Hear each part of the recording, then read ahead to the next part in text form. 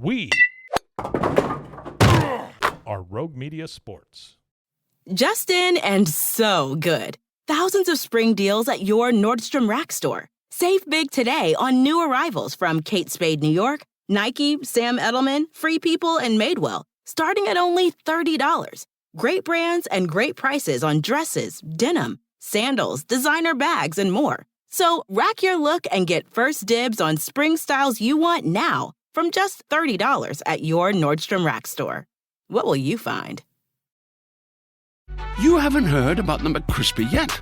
Well, then, you probably haven't heard the sweet silence after the first crispy bite either. Go try it for yourself to hear the best nut sound you've ever heard. It is the Doomsday Podcast. Just an hour or so after the Cowboys win 41-21 in convincing fashion over the Philadelphia Eagles. And Ed Werder joining me, coming back from the West Coast. He's been all over the country watching these great Panthers. And, boy, then he was out there on the West Coast. He flies in time for the Cowboys tonight to watch this thing. And, Ed, I would say that all in all, if this was everything the Cowboys could have hoped for. This thing was all academic. I guess the Eagles, you might call it 27-14 when they finally went down there and scored in the third quarter. It briefly was in doubt, but it wasn't in doubt for long. And this Cowboys team, I think I tweeted that the NFC East race felt like it was over. Probably a little premature, but Ed, right now, this is the class of the division. Look, the Cowboys play in an NFC East where they have Dak Prescott and the other teams have Taylor Heineke, who's 1-2 as a starter in his career, Daniel Jones, who's 8-21 in his career, and Jalen Hurts, who fell to 2-5 as the Eagles starting quarterback. So they ought to be able to dominate this division as long as Dak Prescott remains healthy. He's played incredibly well to me in all three games. As a passer, as a leader, calling plays at the line of scrimmage.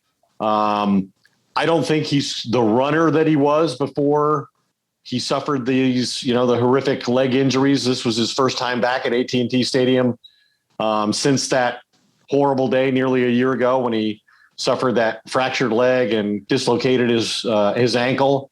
But other than that, he seems all the way back and entirely as good as he ever has been as the Cowboys starting quarterback. And I know we want to make this segment short, so I want to end it on something that's really captivating and unique that you might not find anywhere else. Dak Prescott's completion percentage through 3 games this year, 77.5%. That's the second highest through 3 games in the Super Bowl era behind Drew Brees, who completed 80.6% of his passes in 2018, the first 3 weeks of the season.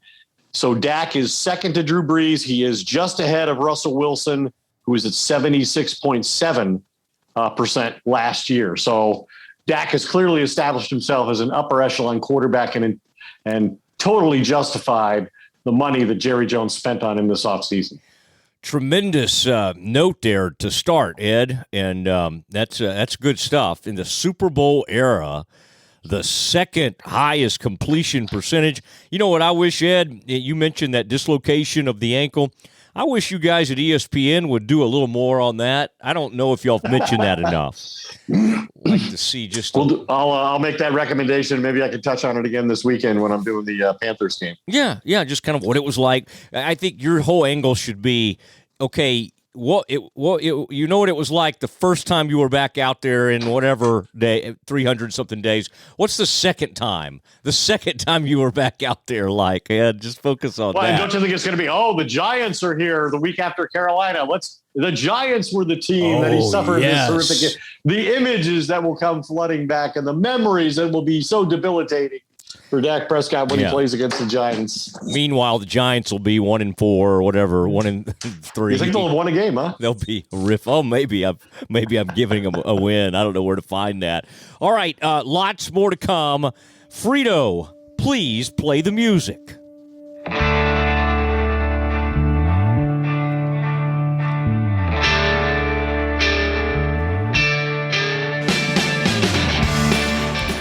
It is the Doomsday Podcast, and it is a Victory Monday. We're usually talking about Victory Monday after Sunday. We're taping it Monday night, so I guess we should call it Victory Tuesday, as most of you are listening to us right now. And tremendous outing for the Cowboys. It early on, after 7-0 lead, I mean, Ed, before we even get to what happened to make it 7-7, the really good trend for the Cowboys that's come out of the blue.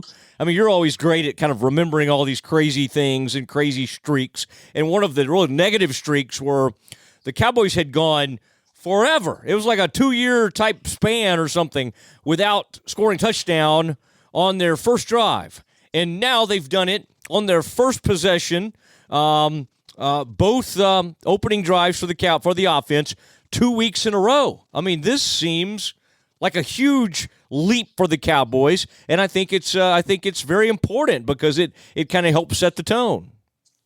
Yeah, I thought that the execution was really good from the very start, and let's kind of put this in the context of, Kellen Moore, I think, is demonstrating why Mike McCarthy yielded play calling to this assistant coach that he'd never worked with before.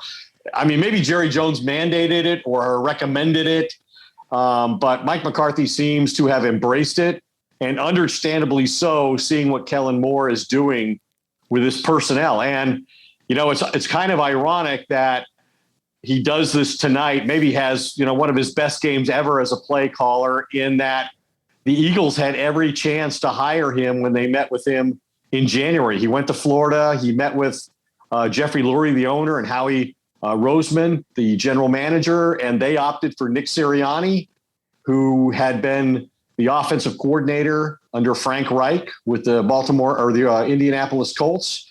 And one of the things I think that gave Sirianni an advantage over Kellen Moore was he had the history with Frank Reich, who had been with the Eagles when they won their Super Bowl under Doug Peterson. But I wonder if they won't regret that decision, not just based on tonight, but based on sort of what happens from this point forward, because I think Kellen Moore's done an exceptional job in all 3 games this year.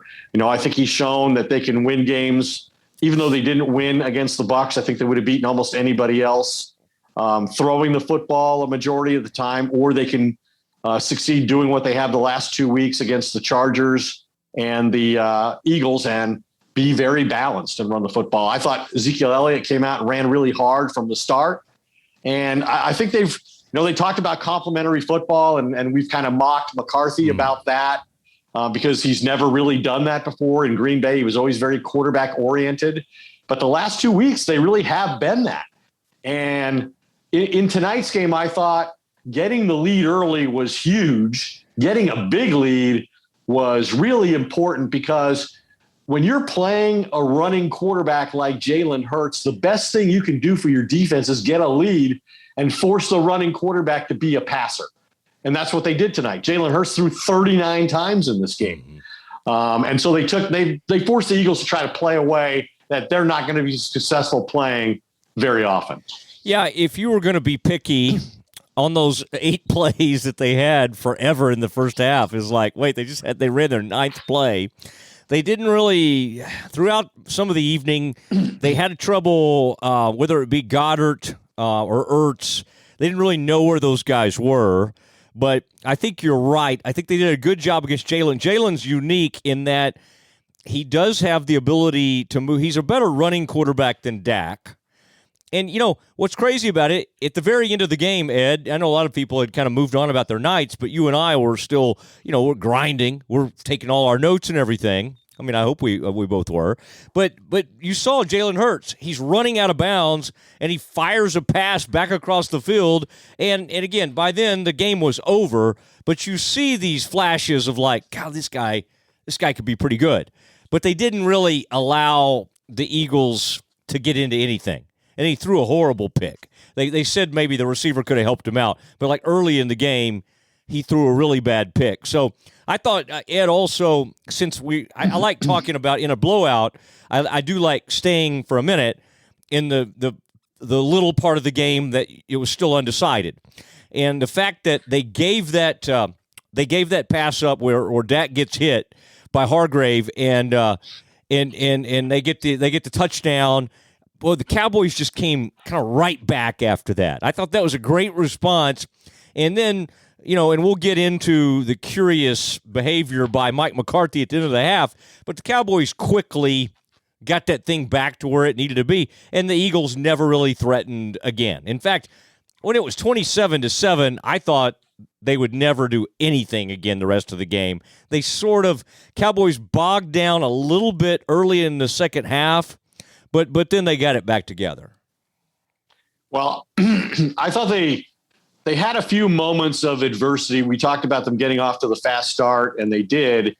But then they had some bad things happen to them where Zeke was marked short on a play that had originally been ruled a touchdown on their second series. And then on fourth down, Dak Prescott appeared to sneak the ball across the goal line, break the plane, but he was ruled short on the field. McCarthy challenged for the first time this season, and the ruling on the field was upheld because apparently there wasn't any, visual evidence to support a change, even though it certainly seemed from the overhead view that he did break the plane before he extended the ball. No clear visual evidence to overturn the call on the field. And so that created another bad moment for the Cowboys beyond the one you talked about where they gave up a touchdown on offense to Fletcher Cox. But they did. They showed some real, fortitude. I thought they were relentless in the game. I thought they were attacking on both sides of the ball really throughout. They dominated the first quarter. They had 182 yards in the first quarter, the most in the first quarter of a game since 2014, when they had 213 yards against Washington. I thought the Eagles were very passive. They didn't show much motion on offense. And on defense, they didn't blitz Dak in the first quarter. They generated one pressure on his first 10 dropbacks. And so Dak was able to, average 13 and a half yards per attempt. And the Eagles had a horrible first quarter. And the Cowboys really dominated from that point forward with a few exceptions. But they always seem like after that adversity early in the game, it seemed to me like they were always in control. Yeah, it did, and something we'll talk a little bit about with Stretch, and I think he'll be pretty happy with his grades. I don't think there's any Fs to be handed out, and I'm excited for you to get to talk to Stretch. I know he always misses you at times. We've accused him of stalling to try to get on with you, but tonight you'll get to visit with Stretch, so that'll be fun. But you did say that we've kind of mocked McCarthy because it's not really his way. He's never been a huge guy to lean on the running game. And yet tonight, and again, a lot of this is the play caller, but still, the game plan and everything, I mean, the combo blocks, everything about how they ran the ball was pretty impressive. And Zeke ran with authority. He ran with speed.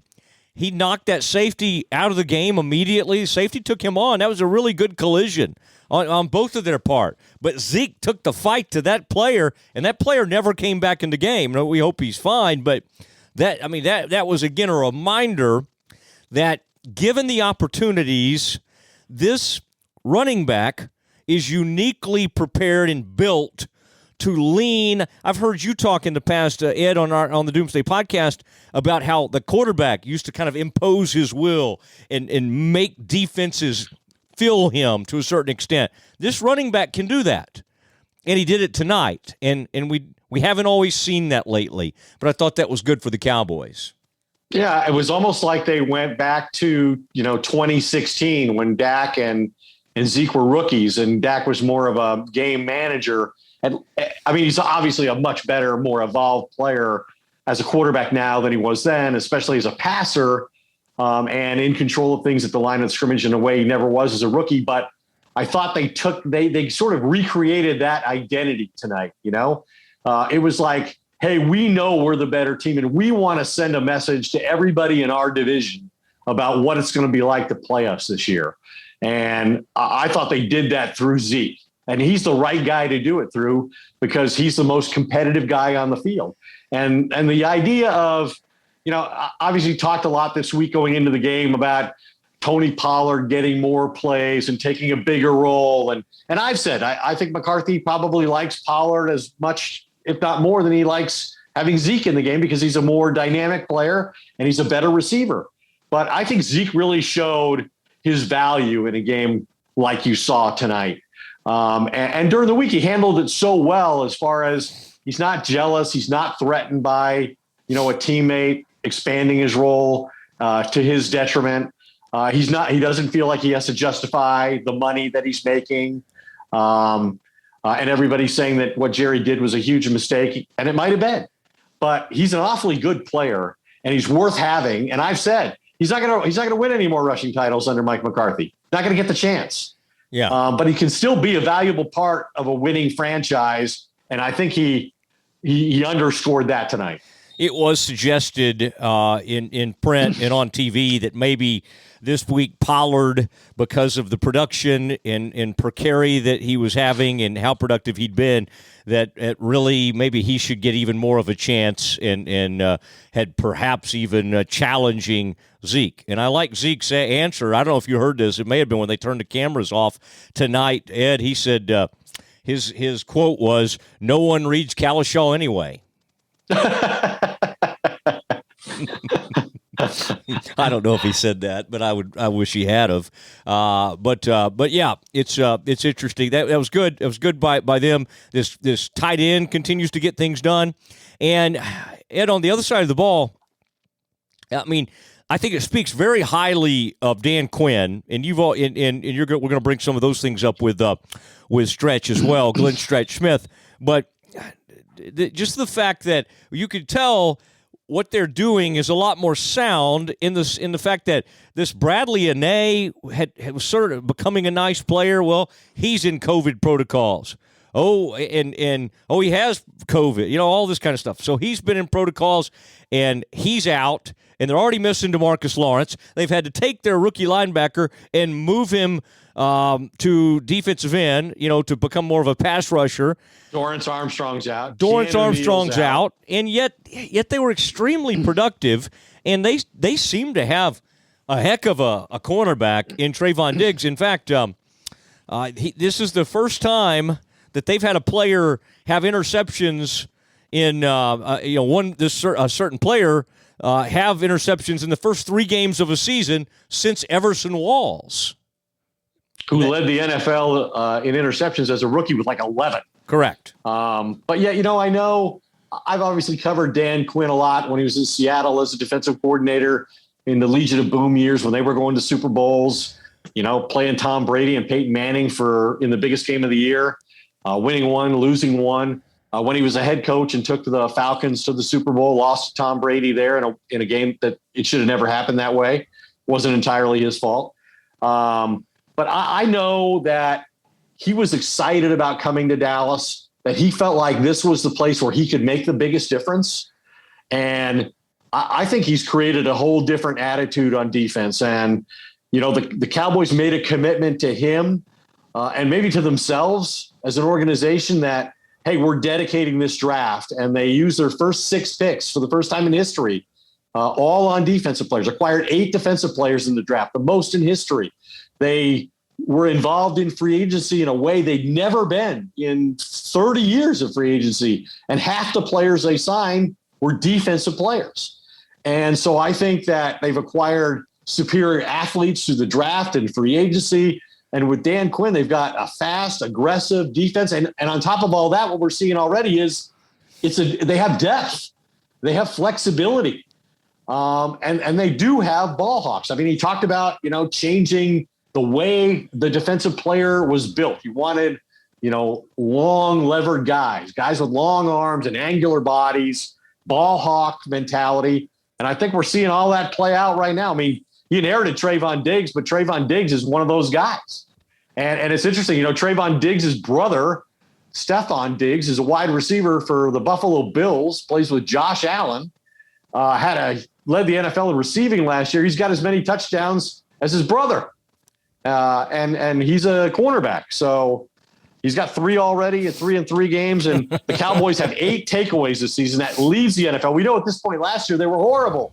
They couldn't take the ball over and they were turning it over left and right. That's their most takeaways through 3 games since 2007. 8 takeaways in 3 games, the most since 2007. Last year, they didn't get their 8th takeaway until week 11, their 10th game. They've only played 3 games. And so guys like Micah Parsons, Odigizua had a sack and a half tonight. First rookie Cowboy defender with a more than 1 sack in a game since Malik Collins in 2016. So, yeah, big. They're having great success early on. And this is where they need to make their run. This is where they need to create their identity on both sides of the ball. They need to come out of this 3-game homestand at 4-1. They don't play. I don't think they play another playoff team from last year until Thanksgiving, or at least until they go play the Chiefs sometime in November. So they need to make the most of this opportunity right now. And so far, it seems like they are. Although my guy, Matt Rule, is coming to town. Watch out for the Carolina Panthers. By the way, is it weird still for you? Like, I have to kind of like, even though I kind of know, obviously, who to be looking for, to see a cornerback wearing number 7. Is that visually weird to you?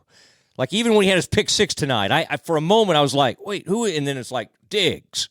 The single digit stuff, even for Jalen Smith. Yeah. I associate him with 27, and it was interesting that before week 1, Tom Brady made a big issue of this rule change, allowing, players to wear any number, that it makes it more difficult for the defense, for the quarterback to identify who's playing what position and who's rushing and all those things. And maybe that's helping Diggs out too. But it's a little odd to see him wearing number 7.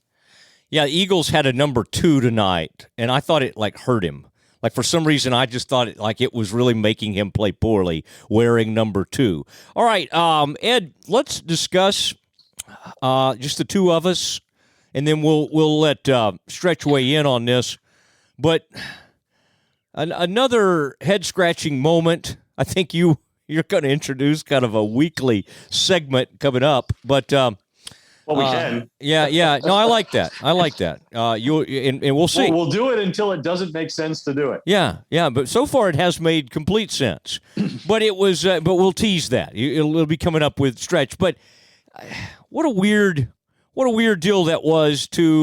There the Eagles are, and they're in a 3rd and long situation. And even after 2nd down, you start thinking they're fairly deep in their territory. Cowboys up 20-7. Cowboys have a couple of timeouts left. Eagles are in bad shape. No timeout. Then there's no timeout again. And then as it's 4th down and 5, the clock's at 45 seconds. And you pointed it out. The official goes over and stands next to McCarthy, kind of like, all right, I'm here for you, Mike. You need me. Let me know. Whenever you need me. Stop the clock. And McCarthy, I think he got caught up in some sort of weird standoff with Sirianni, like maybe they might go for it here. Maybe the Eagles are so desperate at their own 45 or near midfield, they're just going to go for it. Or maybe they were about the 40-yard line, and he never called the timeout. It was almost like a stubborn thing. Everybody, Peyton Manning on the mega cast, he and Eli, they're both sitting there, and Peyton's begging him, Mike, call the timeout. Call the timeout. Like, it's at some point, this quarterback now has enough juice in this organization to overrule this dude. Romo used to do that occasionally, I feel like. At some point, you just got to. Well, that worked out. Yeah, exactly. But anyway, here's the thing. Well, Mike McCarthy's been coaching in the NFL. What's his 15th year as a head coach in the NFL? 13 years in Green Bay, 2 years now in Dallas, and he's to the point in his career where he's not calling plays. He doesn't call the plays on offense. He doesn't call the plays on defense. So the place where he can make the biggest difference is in game strategy, management of situations, risk assessment. And after the game tonight, he simply explained that he was content with the lead that they had at halftime. Didn't want to take any chances. In other words, he didn't want to take a timeout and have the Eagles convert and then put together a drive that would cost him points. So he didn't use his 2 timeouts. I thought it was a totally missed opportunity at a time when you were totally dominating the game and had a chance to really put them away, especially knowing that they're going to get the ball first in the second half. obviously what he was afraid of, and this to me was a decision totally motivated by fear. He was afraid of they're going to score at the end of the first half after we dominated the whole game, and then they're going to get the ball back and they're going to score at the start of the second half, and we're going to be tied, behind, close, whatever. I'm just going to take 20-7 to the locker room. And sometimes doing that would probably be okay.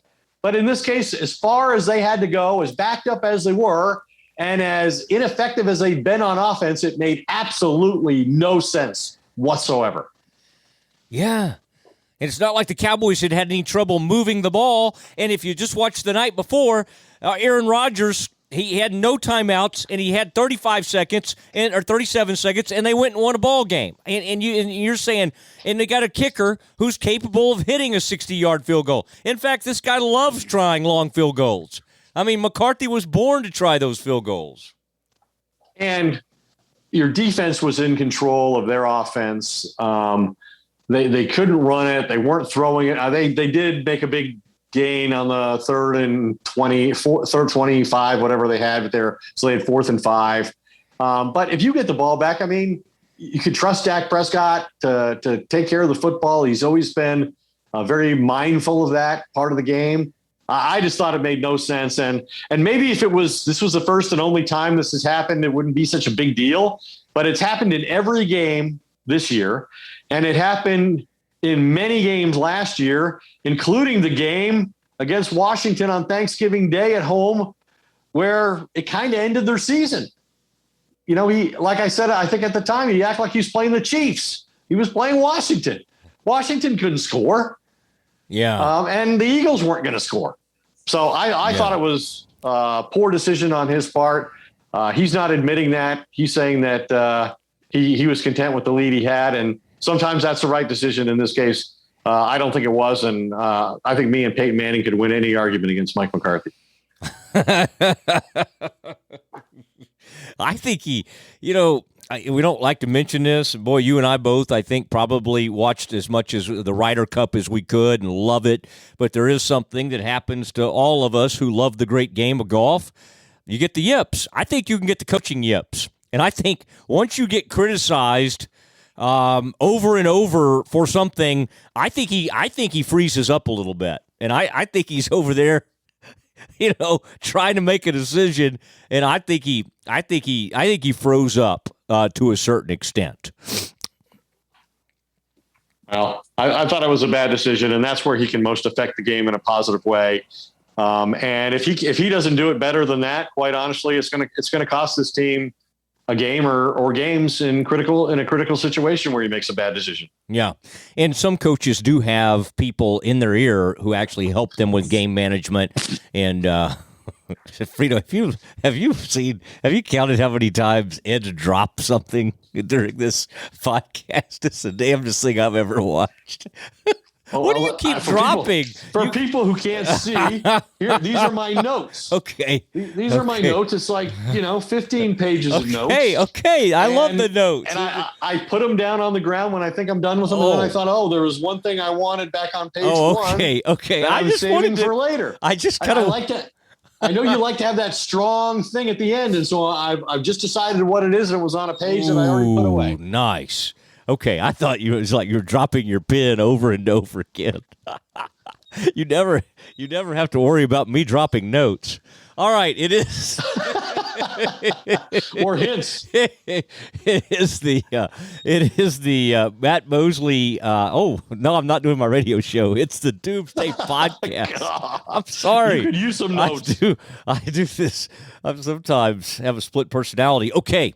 It's time for what we like to call stretch plays with former Cowboys coach and scout Glenn Stretch Smith.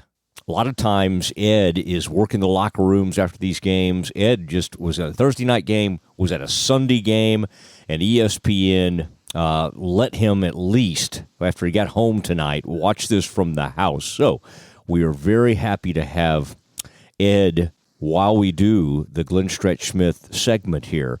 And that's why, Ed, I'm going to let you lead us off and take Stretch wherever you would like to take him to start here. Well, it's interesting, right? I've covered the Cowboys in Tampa this year. I've covered the Cowboys in Los Angeles, but when they're home, I don't cover them. But anyway, it was good to see this team from a different perspective, and I'll be back at Jerry World on Sunday for the Panthers game. But as it pertains to this game, I think there's a lot of interesting areas that Stretch can analyze. And while I'm tempted to start with the offense, I think I want to start with the defense. They have a lot of injuries on that side of the ball, and yet, Stretch, I think we see a defense that's different in attitude under Dan Quinn and a completely different defense in terms of athleticism. What was your appraisal of the defense? Well, I see guys chasing the ball, taking angles. I see guys really getting up the field. And I'm talking about, it doesn't matter who's rushing the passer, because I could sit here and go through Bohanna, Urban, Basham. I mean, guys, and you're going to sound like an owl. Just go, who? But, I mean, they're guys that get up the field, that understand how to stay in their rush lanes. And, I mean, you think about this team without Dorrance Armstrong and without Lawrence. Marcus Lawrence. Yeah, Marcus Lawrence. And you start saying, they didn't put any pressure on the quarterback. Yet I felt like every time he went back to throw it tonight, I mean, there was some heat on him. Now, here's the flip side, guys, from an overall standpoint, and that's, hey, there were a few drives where they just turned the tight end loose, and you go, golly, this is starting to look like some of the Mike Nolan stuff. But I tend to give that a little bit of a pass in this situation where you've got Parsons in there all the time. Hell, he lined him up as a 3 technique in there, and he was getting after it. So I tend to kind of give him a little leeway in that situation. It concerns me a little bit, that they were letting the tight end go. But I tell you what, when you look at the coverages that they play, I think the leverage that they play with tonight, when you saw Diggs on the interception, he's playing outside leverage, knowing that it's a cut split. Well, it's a cut split. I love a guy thinking, hey, if he's cut his split, guess where he's probably going? He's probably going outside, and he's cut his split for a reason. He broke on it and picked the ball off and went and scored with it. So I just see guys playing, Ed, with different leverage. I see guys playing with a different sense of urgency. I see guys running and taking angles and getting to the football. And I think all of those things lead to turnovers and what you want to see from a Dallas defense that, like you were saying, I mean, it's playing with a bunch of guys that nobody's even heard of. All right. We usually have you give grades for the different positions and different units there. I will just start out with one player, though, and I think you're going to give him an A. But for the first time in a long time, and I'll even include Byron Jones in this, because Byron Smith. Anyway, he's been gone for a while now. I'm forgetting his name. It's Byron Jones. Yeah. Okay. Jones, okay. Yeah. We were okay at first. This is one of the most dominant cornerback, some of the most dominant cornerback play we've seen in a long time from Trayvon Diggs. And it just breaking on the ball, the pick six. This guy seems to be playing with extreme confidence. Is that what you're seeing? Well, yeah, and like I was saying, I think he plays with great leverage. I think he understands the game, and then you see him go over when he goes, when they go corners over, and he goes inside to play the slot, and then they break on the dig. He breaks up underneath the dig. There's so many things to me that you're starting to see a guy that from his first year to his second year, he's making that leap. He's understanding the read and recognition of that. And I'm going to go and tell you that I loved what I saw from Kazee. I loved what I saw from Malik Hooker. I mean, guys that are breaking on the football, knowing that, hey, maybe they've seen that in practice during the week. Maybe they've seen that particular route. It really looked, it looked that way. And so I'm going across the board with a defensive secondary that, quite frankly, I have to give an A to. It sounds like you suggested now in both responses to our questions about the defense, like this defense is far better coached under Dan Quinn than it was under Mike Nolan, who I think he wanted to fire by this time last year. 3 weeks into the season, I think it actually was 3 weeks into the season when Mike McCarthy was talking about, hey, we need to cut back on the volume of what we're asking these guys to do on defense. And that to me was the first troubling sign. And then soon after, if not maybe a little bit before, you were urging that this man have his coaching career come to an end, which it has. What did you think about the defensive line tonight? Well, grade wise. Yeah. They played so hard, and they play so hard, and I don't like to grade effort. I really don't, because when you're on that side of the ball, that's really what you're supposed to do. Go find another color jersey and knock the crap out of them. And that's what you see these guys do all the time, and it doesn't matter who they put in the game. So, I mean, I gave that group an A. I just think what you saw out of a bunch of guys that nobody even expected to get much playing time was an absolute great effort. And, when you cause Lane Johnson to get multiple holding penalties, that tells me you getting your butt up the field and your cause. I don't care if it was late in the game. He's a heck of a tackler. And that's, when that guy has to grab hold of you, those are guys playing with great effort and great intensity. And I have to give that group an A. In the drafting, like of Odigizua, that they're already seeing really good things from him. I mean, he's been second half tonight. Yeah, he's been quite a standout. Now, we may all have to apologize a little bit. Jalen Smith has been for the better part of 2 seasons now, has been getting or a season and a half at least, a lot of criticism.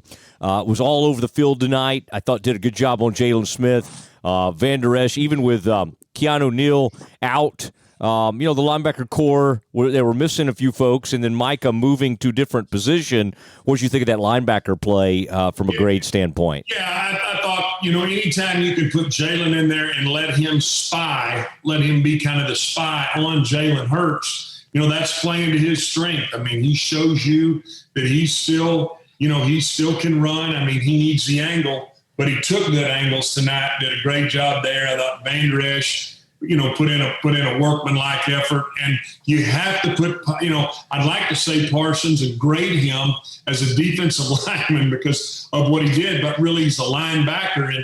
And I would have given that group a B, except Micah Parsons is such an outstanding player. I mean, you got to give that group an A. And I think you got an incredible effort from a defense tonight that was down players and was down guys. And I love the attitude of saying, hey, it doesn't matter. We always hear it's the next man up, whatever. You've heard all the sayings, but right now they're buying in to what Dan Quinn is saying. And I tell you what, I'll make this statement back to Ed, and I know Ed understands this. If this defense continues to play this way, he's going to be back in the talk for a head coaching job in the National Football League. Maybe this one. Maybe the Dallas head coaching job. I mean, you're not going to draw me offside, so I understood what you said. At the end of the season, Jerry could be looking at: do I replace Mike McCarthy 2 years into a 5-year deal, or do I let Kellen Moore and Dan Quinn go someplace else and be a head coach? Well, that's the other thing. I mean, could you understand what happened at the half? No, wait. Well, let's just hold off on the coaching, because I think that's the one place we might still get a D or an F. And this time, Mike McCarthy might get such a grade on his report card that he doesn't want to take home to the family, even without the help of John Fossil this time. I mean, this might have been a totally, earned by one man bad grade. But first we have to deal with the offense, and Matt, I'll let you start with that. Okay, let's start with the offensive line. In fact, one particular member of the offensive line, actually, Connor Williams got a couple of holding penalties, and Biotish, 3, let's call it 3, and Biotish got just blown up a couple of times inside, number 97 for the Eagles. Hargrave, who caused that the big whatever that was, a pick six or fumble by Dak. What did you think overall, though, of the offensive line? The other 3 players seemed to be okay. Mosley, I enjoy when you sit out the segment because you're worried about the Baylor Bears beating Iowa State, crying out loud, and you're getting your names mixed up, you're getting your number of penalties mixed up. Ed's having to correct you, and he's over there ha-ha and he and like he's in the front car of the runaway mine train. Yeah, you got 3 holding penalties, but that can happen when you've got no help and you're over maybe the best defensive tackle in football. That can happen. I thought the offensive line overall really did a hell of a job. And I'll tell you something. When you have a quarterback that's taking control of this offense, he's changing the play at the line of scrimmage all the time. I'm not seeing a lot of bust up there. When a guy gets beat physically, that's part of the game. I mean, the other guys, they're on scholarship too. And so I don't tend to ding him for getting the 3 holding calls. Be honest, getting bull rushed inside, I don't tend to ding that a lot. I think I'm more inclined to say, hey, did they get their hat? And were they blocking the correct scheme, the correct leverage? Were they taking great angles? Were they protecting? And I'm going to tell you something. All of that is yes. And this, when you look at the depth that this group has in being able to play Steele in there and understanding that he got all that experience last year when they didn't, when they weren't able to play Collins. I mean, I don't even see that big of a drop off. I love Lyle Collins. I wish he'd quit, smoking dope till the damn world looks flat. But I love, I love the fact that they have depth and they're able to put Steele in there and do that. And I got to give that group a B+, and they would absolutely get an A, minus the holding calls. Well, Lyle Collins is a very generous man. Lets his backup play almost every week. He got his suspension reduced from 5 to 2, and he was like he was playing Chisholm Bop on his fingers. I don't want 2. All right, 5 again. To hell with it. Yeah. So what was your grade on the offensive line? I didn't quite. I gave him a B+. Okay. And one thing that works well in conjunction with an offensive line that's grading out at a B+ is the running game. And I thought this was again a game where.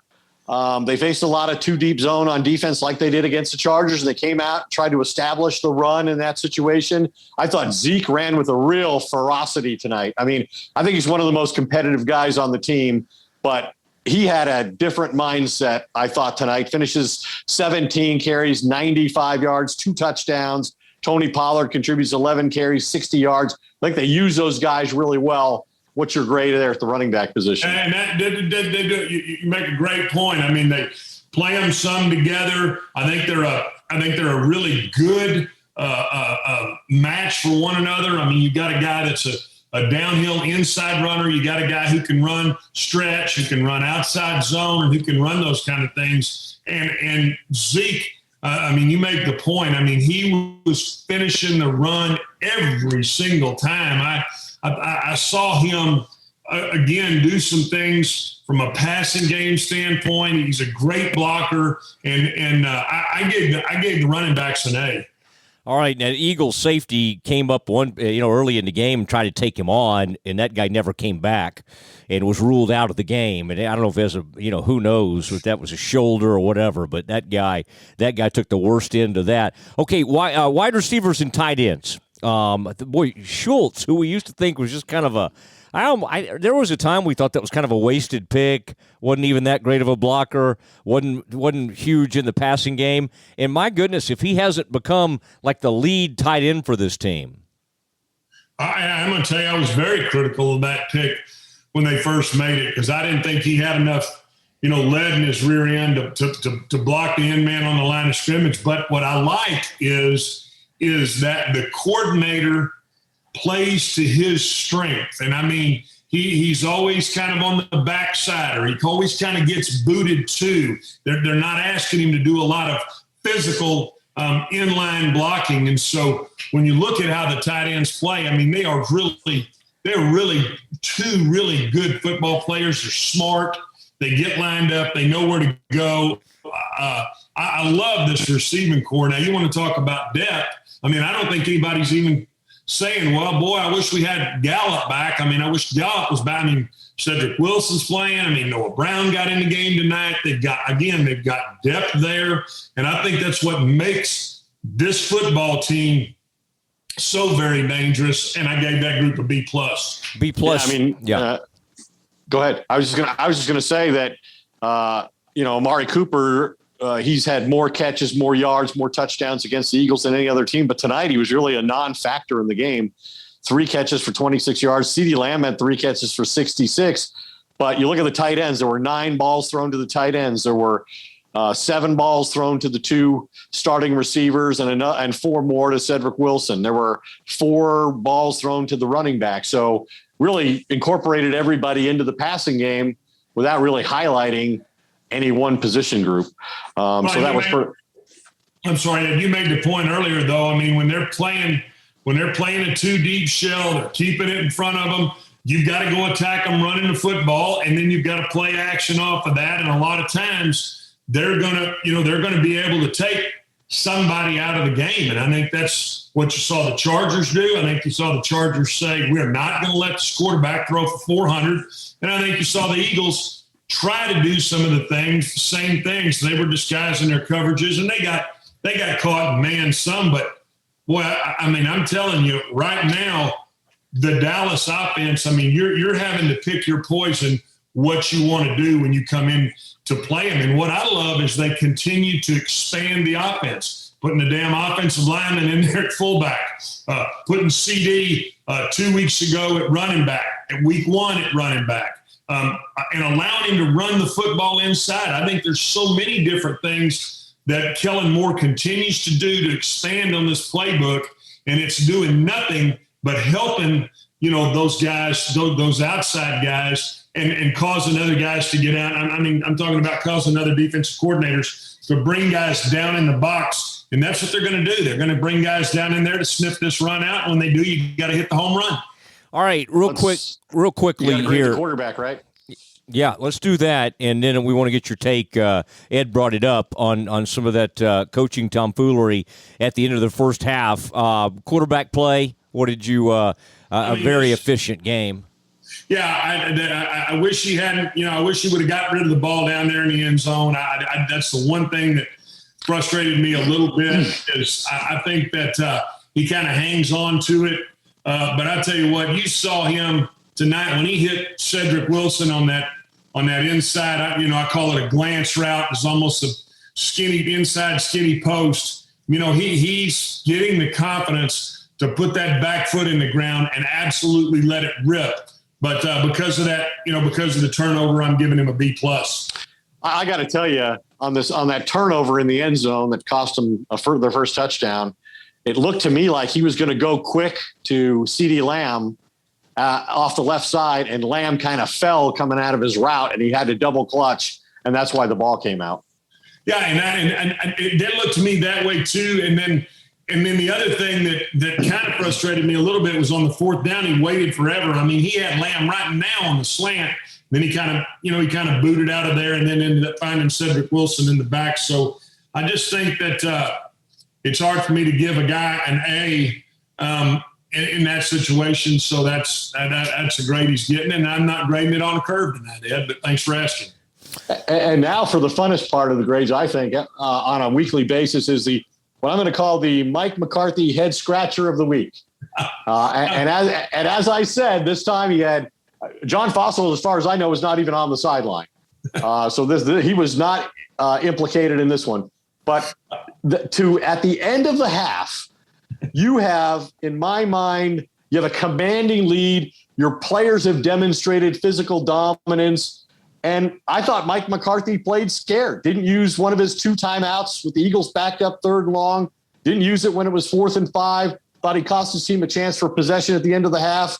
And I thought that was important with the Eagles getting the ball first coming out. What did you think of that decision? Well, and I thought, okay, well, it kind of was one of those things where I'll say, all right, you scratch your head. I kind of scratch my ass. I was like, oh, what is that? And then the thing that bothered me, though, was then he's got a chance to go up by 16. It's 4th and 4.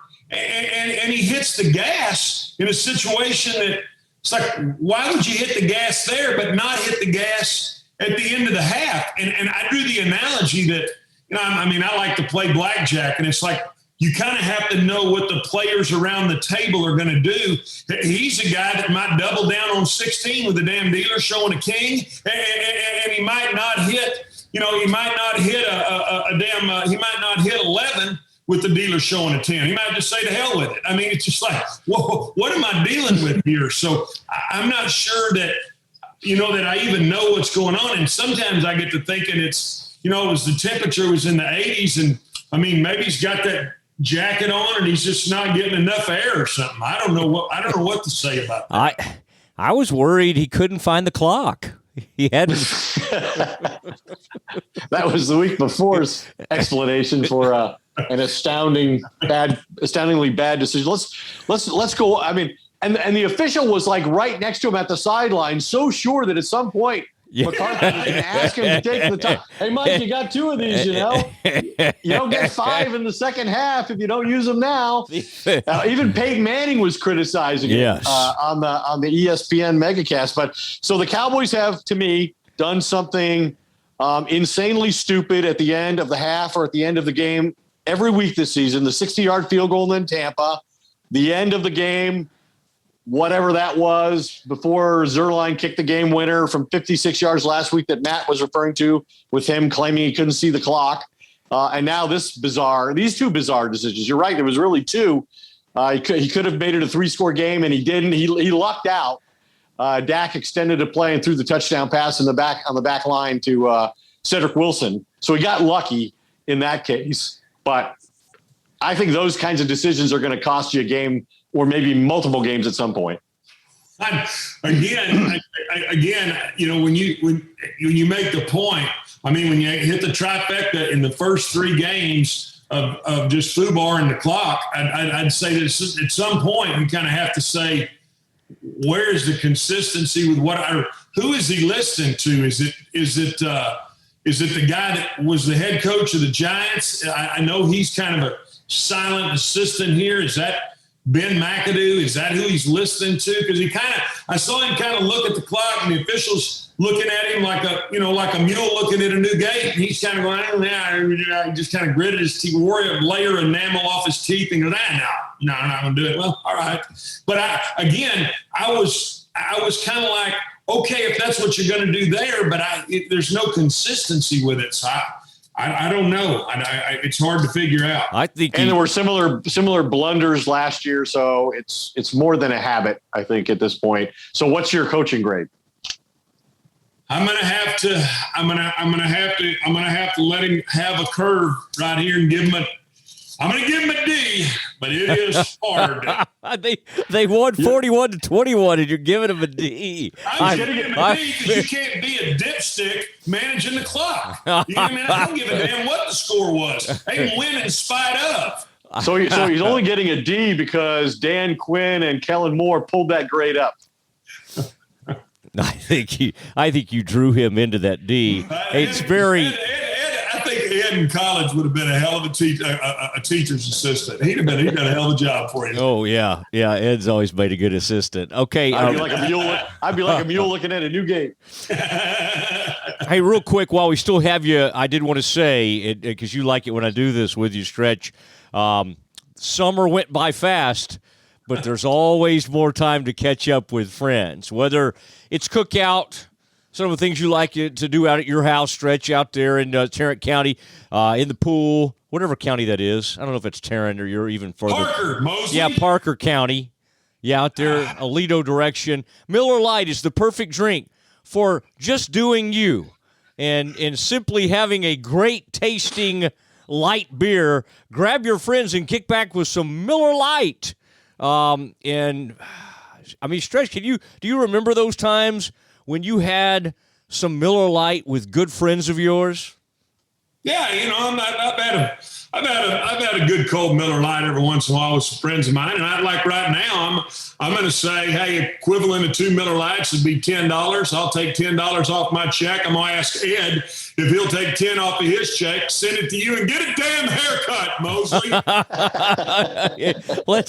Let's continue to focus on Miller Lite here with great taste and only 96 calories. Miller Lite is brewed with beer lovers in mind. It's been the light beer with great taste since 1975. So next time you're getting ready to enjoy cold ones with your friends, go to MillerLite.com/Doomsday to find delivery options near you, or you can pick up some Miller Lite pretty much anywhere they sell it. Celebrate responsibly. Miller Brewing Company, Milwaukee, Wisconsin. 96 calories and 3.2 carbs per 12 ounces. Thank you, Stretch. Have a great night, fellas. Good to see you, buddy. Okay. See you guys. And there he goes, Glenn Stretch Smith with his stretch plays. All right, there he is, and always fun to have Ed and Stretch together. And sometimes because of Ed's TV, aren't able to do that. Able to do it tonight. And thanks again to Miller Lite for being a part of this. And Ed, before we get ready to finish up here, and I know you have something to really I'm excited about. You're going to end on. I was just sampling something, and this you may hear more and more about this. Goodness steak seasoning. I said Goodness steak seasoning. Put this on the tip of my tongue to just try it out. Ed, this is an amazing product. So Ed, I don't know if you're much of a griller. I like to get on the grill. I like to get the green egg out, and I like to let some things broil and let it sit out, marinate, and but I also every once in a while like to, even when I'm in a hurry. Tonight we did some burgers on the George Foreman grill. Still love a good George Foreman grill. This is the kind of seasoning that whether you're doing out there like on a grill or on the George Foreman can really take you to the next level. So Ed, I'm going to show you a little picture of that. See? Okay. Goodness Steaks. Yeah, Goodness. Clever name. Goodness Steak Seasoning. Ed, that's not a dime bag, but I think there goes that sponsorship. No, I think that's fine. I think that's going to be good. All right, Ed. Let's get ready to say goodnight, please, sir. Okay. Okay. We've covered this thing, 41-21. Cowboys win. They are the outright leaders now in the NFC East. I sort of half-jokingly called the NFC East over. You made a good point, though. Until Thanksgiving, Cowboys are going to play several teams that really the Panthers look a lot better, and they're 3-0 right now. We don't exactly know. They hadn't really beaten anybody quite yet, but still, Cowboys have a chance to get hot here. And get this thing to 4-1 after 5 games. Ed, are you sensing that? I mean, I just don't. There's nobody else. There's nobody else in the NFC East. The Washington football team, pretty good defense, but they got beat again the other day. Giants are horrific. They played horrible on defense. They're like ranked in the 20s and 30s in all of the important defensive categories. This is one of the most shocking things about the NFL. We thought they were going to be good. Weeks. Yeah. And then, the Giants are the Giants under, Joe Judge and Daniel Jones still turning the ball over, not winning football games. Just they're not competitive. It's hard to imagine them turning things around given how long they've been bad. And then the Cowboys demonstrated tonight their superiority over the Eagles, who might be the next best team. Yeah, I think that really is. And so the Cowboys in last year was so bad. The division was so bad, and the Cowboys remained in the race even though they were horrible. And it really does look – I think what you're going to see this week, Ed, is that – and it started happening during this game. And I kind of started seeing it not only around Twitter. I started seeing it on ESPN, a lot of different places. I think more and more people are going to start buying into the Cowboys as contenders. And that's great for you with ESPN. That's great for this podcast. That's great for a lot of reasons. But for Mike McCarthy, who I think we thought if he didn't have a good season, he could get himself fired. I think right now, I mean, yeah, they could be 3-0 if they had taken advantage of those takeaways in week one. But I think given everything, that they could have gone the other way. They could have lost that game to the Los Angeles Chargers. I think they're in pretty good position here. Well, and talk about the game this week. I mean, a lot of it's playing teams at the right time. And Carolina's coming in. They're undefeated. Sam Darnold has had a lot more success with Joe Barry, the new offensive coordinator with the Panthers, than he ever had in 3 years in New York. But he's lost Christian McCaffrey, the most unique running back in the entire league, to a hamstring pull. I was at the game in Houston when this happened. And they also lost J.C. Horn, their first-round pick, the corner the Cowboys wanted, instead of Micah Parsons. If they'd been allowed to choose between the two, I'm pretty sure they would have taken J.C. Horn. He's probably out for the year with a broken foot requiring surgery. So talk about getting a team at the right time. Yeah, the Panthers are undefeated. They lead the NFL in defense, but they're severely compromised in terms of being without their best offensive player and one of their most significant defensive players. So very timely opportunity for the Cowboys to play them in week 4. Yeah, and Cowboys are always a threat to either lose players to the protocol or get players back from it. We'll see. Just Ed, I don't usually like to correct you, but so you won't get any tweets. It's Joe Brady. Obviously, you were thinking of Joe Barry, who is like a defensive coordinator for somebody. With the Packers, who I covered last night. That's it. My bad. Thanks for catching that. I appreciate that. You bet. Somebody was going to tweet at you, and yeah, I didn't want that to turn into something. I'm so easily offended. Ed, yes, that's right. Ed, any closing thoughts, or are there any notes? Can you reach down there on the floor and grab a note? I think I need to do that back on page 1 of the notes tonight. I couldn't choose between these two, so I'll let you tell me which one I should have gone with. All right, here it is. Dak Prescott is now 6-0 in games against quarterbacks who have fewer than 10 career starts. That's the third most wins without a loss since he was drafted in 2016, behind Tom Brady, who's 13-0 in those situations, and Patrick Mahomes, who's 10-0. So that's one pretty unique stat, I think. And then the other one is this. Dak Prescott, the second player in Cowboys history to complete at least 80% of his passes in consecutive games. Troy Aikman did it in the final 2 regular seasons of 1993 on his way to a Super Bowl championship. Wow. Okay, I like both of those, but that second one with the way you did it and punctuated it with the Super Bowl and the fact that you were covering those Super Bowls for the morning news and various other outlets, that's exciting, Ed. So I would say of those two, that second one gets me going the most, okay?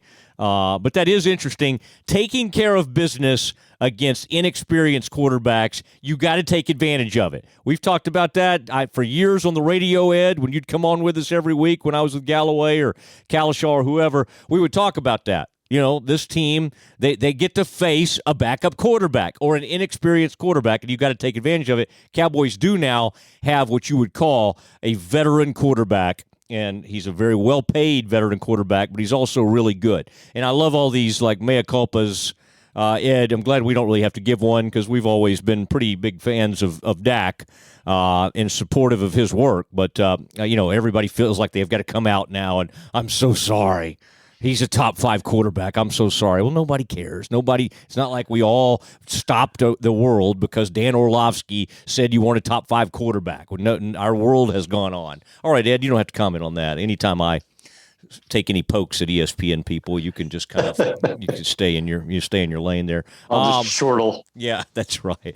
All right, Ed. That was fun and good stuff. Good stuff from Glenn Stretch Smith. Who always brings a lot of energy.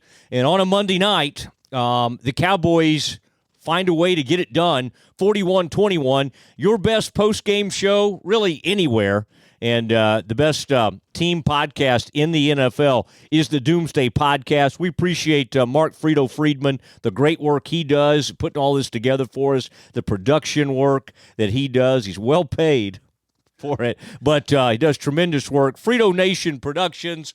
And then for Ed Werder, I am Matt Mosley. Good night from far north Dallas.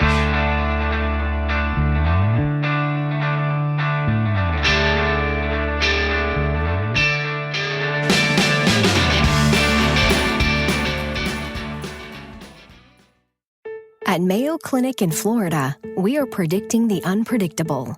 Our experts are using a patient's own anatomy to create 3D printed, life-size organ models to map out challenges ahead of time, making complex surgeries more precise, efficient, and less invasive. We are making more possible at Mayo Clinic because every day we're doing what's never been done. Learn more at mayoclinic.org/possible. Mayo Clinic. You know where to go. You haven't heard about the McCrispy yet? Well, then, you probably haven't heard the sweet silence after the first crispy bite either. Go try it for yourself to hear the best nut sound you've ever heard.